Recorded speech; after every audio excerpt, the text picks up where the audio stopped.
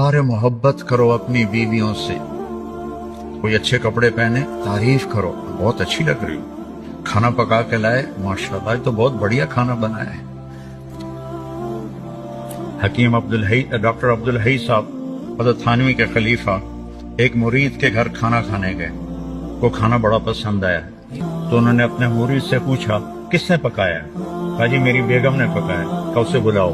वो आ गई, कहने लगे बेटी आपके हाथ का खाना खाया, बहुत बढ़िया था, बहुत मेहरबानी। तो उसने ज़ारो कतार रोना शुरू कर दी, जोर जोर से। तो डॉक्टर साहब रहमतुल्लाह ने फरमाया बेटी रोने की क्या बात है, मैंने तो कोई ऐसी बात नहीं कही। कि नहीं हजरत मैं इस पे नहीं रो रही, मैं इस पे रो रही हूँ कि ये जो आपके मुरीद बैठे हैं, मैं 30 साल से इनके घर में हूँ, 30 साल से इन्होंने कभी एक दफा मुझे नहीं कहा कि तूने खाना अच्छा बनाया है, एक दफा भी नहीं कहा।